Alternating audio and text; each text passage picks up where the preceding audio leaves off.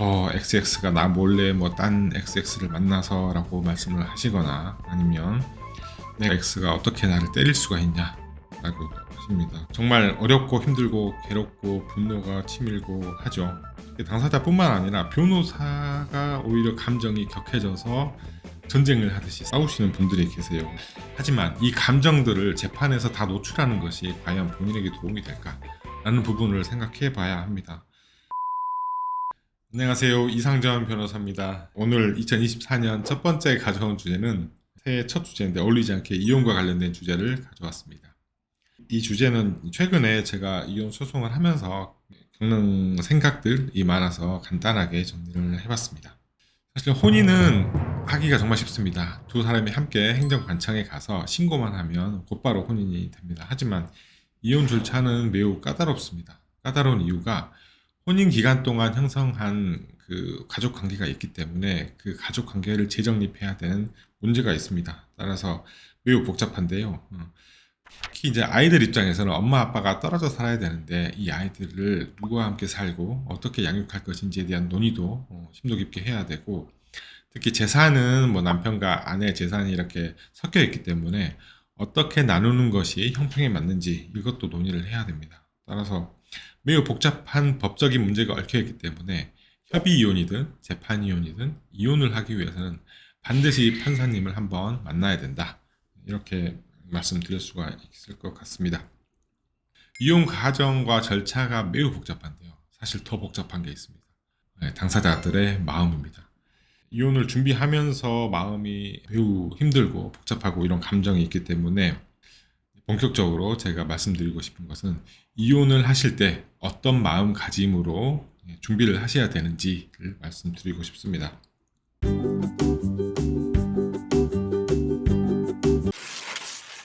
첫 번째 제가 말씀드리고 싶은 것은 스스로의 감정을 잘 다스려야 된다.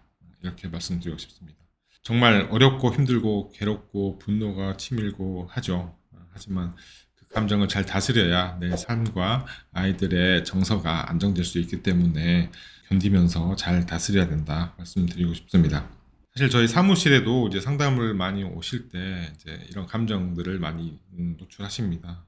XX가 나 몰래 뭐 딴 XX를 만나서 라고 말씀을 하시거나 아니면 내가 얼마나 가족을 위해서 열심히 일하고 노력했는데 이럴 수가 있냐라고 하시고, 또 어떨 때는 뭐 저 X가 어떻게 나를 때릴 수가 있냐라고 하십니다. 그리고 또 이런 분도 계시죠. 사는 동안 애들은 한 번도 봐주지 않고 맨날 술만 처먹고 살았다.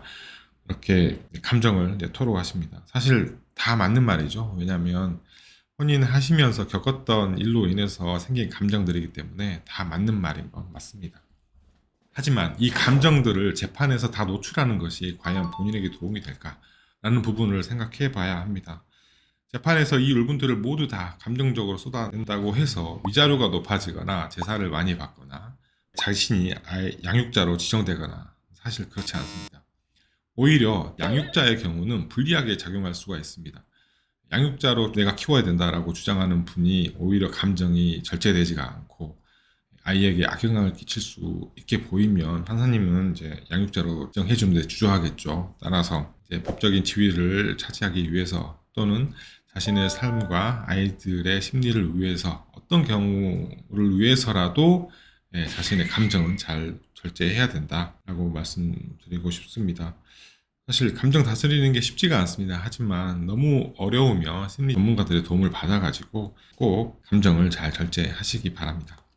두 번째 제가 말씀드리고 싶은 것은 자꾸 이제 소송을 하다 보니까 이제 대립하는 관계라고 이제 머릿속에 그리고 생각하기 쉽습니다. 하지만 이혼을 준비하신 분들은 대립 관계도 있겠죠. 하지만 중요한 건 협조하는 관계다라고 인식을 하셔야 합니다. 왜냐하면 이혼 소송은 전투를 뭐 하는 것이 아니라 이혼 이후의 관계를 재정립하는 단계, 이렇게 생각하셔야 합니다.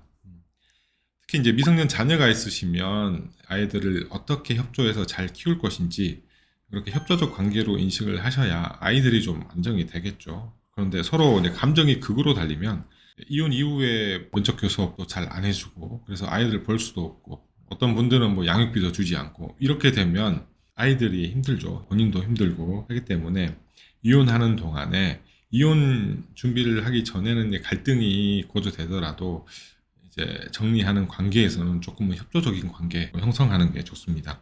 그런데 이제 안타까운 부분이 제가 있습니다. 왜냐하면 재판을 가보면 특히 당사자뿐만 아니라 변호사가 오히려 감정이 격해져서 전쟁을 하듯이 싸우시는 분들이 계세요. 그래서 저는 사실 그런 변호사님 선임은 좀 피하셔라 이렇게 말씀드리고 싶습니다.